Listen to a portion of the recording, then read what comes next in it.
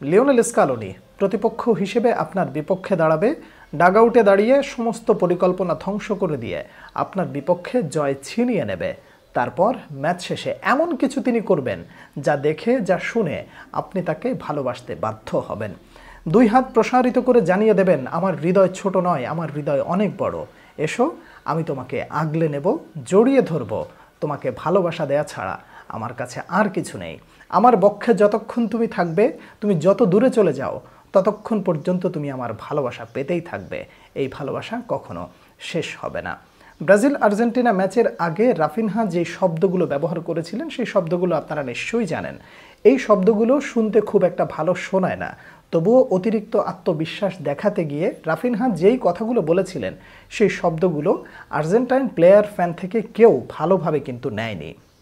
বিপরীতে মাঠের ফুটবলে তারা নেমেছিল এবং ব্রাজিলের বিপক্ষে আর্জেন্টিনা জয় পেয়েছে। ম্যাচ শেষে লিওনেল স্কালোনি কি বললেন? রাফিনহা যেটা বলেছে, আমি তাকে ক্ষমা করে দিয়েছি। বড় মানসিকতার মানুষ কাকে বলে? দিল উজাড় করা মানুষ কাকে বলে? এত বড় একটা কলিজাওয়ালা মানুষ যদি আপনি দেখতে চান, তাহলে লিওনেল স্কালোনির দিকে তাকান। আপনি দেখতে পাবেন আপনার বিপক্ষে দাঁড়িয়ে আপনার কাছ থেকে সব কিছু ছিনিয়ে নেবে, জয়, আপনাকে পরাজয় উপহার দেবে, কিন্তু সেই পরাজয়ের সাথে একটা গোলাপ, একটা সৌরভযুক্ত গোলাপ আপনাকে দেবে, যার সুবাস আপনি সব সময় পেতে থাকবেন।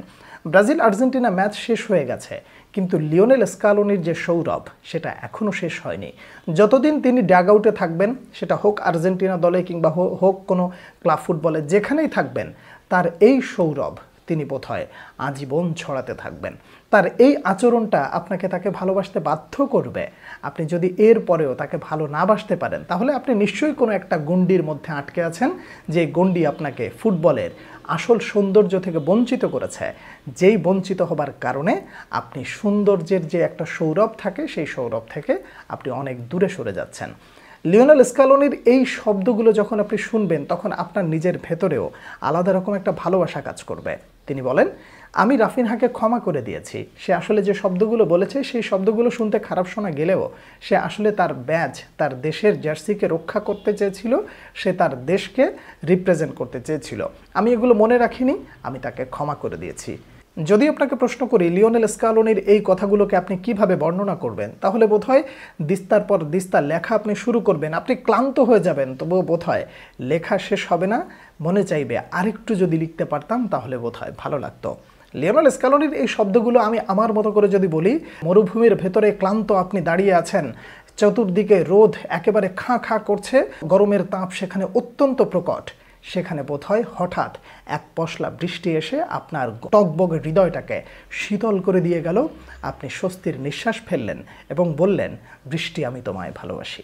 লিওনেল স্কালোনির এই শব্দগুলো বোধহয় এরকম যে, আমি তোমার প্রতিপক্ষ হই, তুমি আমাকে হারিয়ে দাও, তবুও ম্যাচ শেষে তুমি এমন কিছু বলো যে শব্দগুলো তোমাকে ভালোবাসতে বাধ্য করে। আপনি প্রতিপক্ষকে সম্মান করলে প্রতিপক্ষ আপনাকে সম্মান করবে। মাঠের খেলায় জয় পরাজয় থাকবে, সেটা নিশ্চিত, কিন্তু তারপরেও সম্মান বলতে যে জিনিস, আপনি কেন প্রতিপক্ষকে সম্মান করবেন?